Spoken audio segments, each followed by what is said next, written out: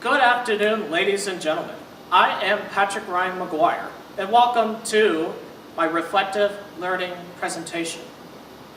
I have a tendency to experience very moderate stress, which will help me achieve many of my life goals, because people like me tend to handle lower amounts of hindrance stressors than people who experience higher amounts of stress. This idea is critical because hindrance stressors have a very strong negative correlation with organizational commitment. People that handle higher amounts of hindrance stressors will have lower amounts of affective commitment and lower amounts of normative commitment. However, hindrance stressors have a very weak negative correlation with job performance.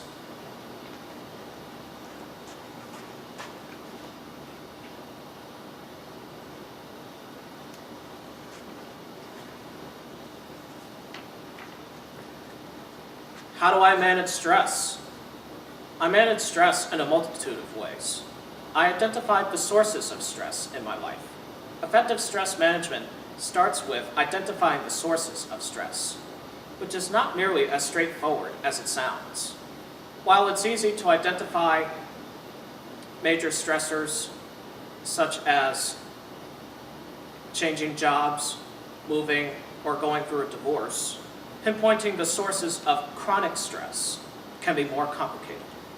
It's all too easy to overlook how our thoughts, feelings, and behaviors contribute to our everyday stress levels. I look closely at my habits, attitude, and excuses. Additionally, I ask myself the following 3 questions. Number 1, do I explain away stress as temporary? Number 2, do I define stress as an integral part of my work or home life? And number 3, do I blame any stress on other people or outside events? Or do I view it as entirely normal and unexceptional?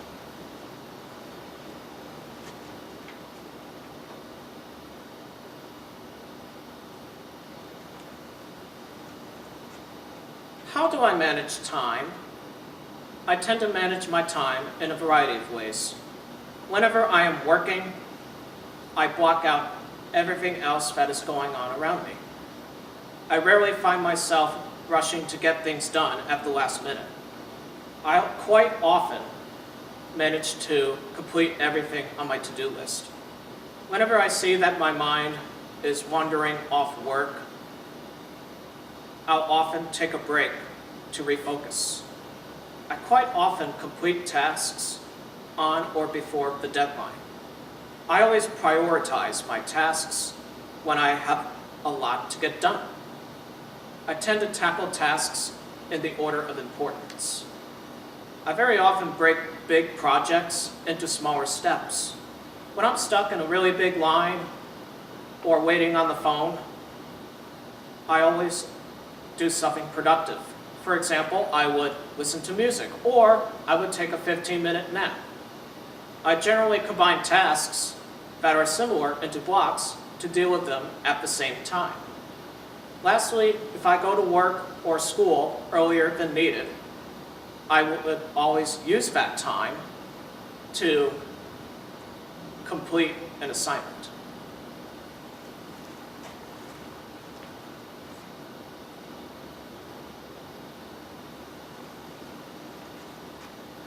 How would I describe my personality? I would describe myself as someone who is extremely conscientious.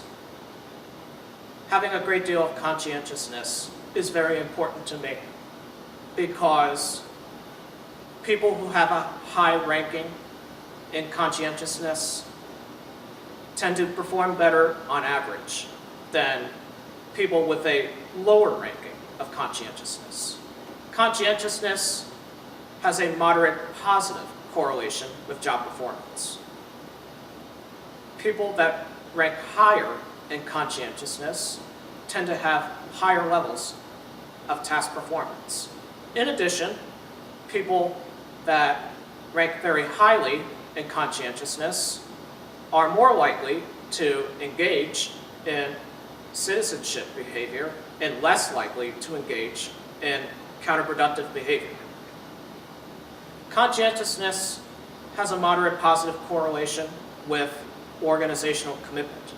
Conscientious employees have higher levels of affective commitment and higher levels of normative commitment. However, conscientiousness has no effect on continuance commitment.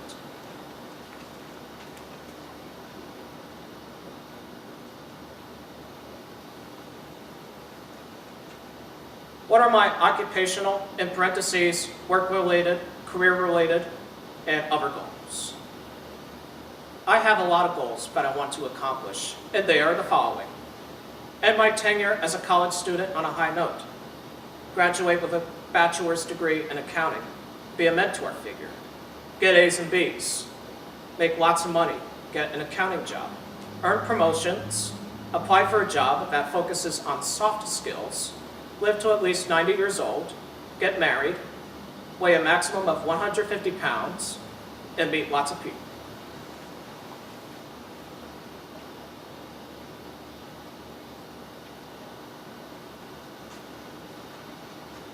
How will knowing who I am, in parentheses the first 3 questions, help me reach my goals?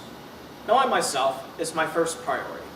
How can you realistically set goals, go about life, and have successful relationships if you do not know who you are or what you want? It turns out that you really can. Not knowing myself will lead to confusion and wasting lots of time in hit and miss situations. We tend to underestimate the importance of knowing ourselves. As a result of that, many of us go through life each day, reacting to events and just getting by, rather than making conscious choices based on who we are and what we want. When we do not know where we are headed, it is hard to set goals, get motivated, and determine the best course of action. Knowing and understanding ourselves better, in turn, will lead to better decision-making, setting and reaching appropriate goals, and ultimately living a more productive life.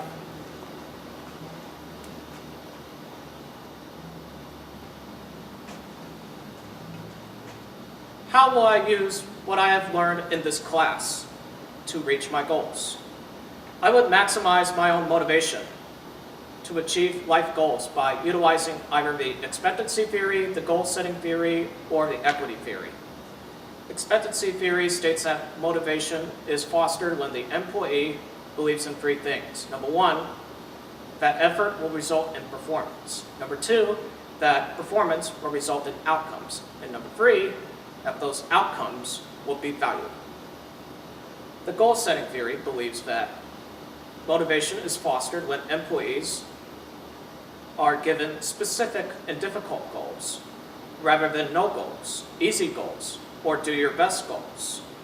Equity theory believes that motivation is maximized when an employee's ratio of outcomes to inputs matches some comparison of them. Thus, motivation also depends on the outcomes received by other employees. Thank you, and have a good day.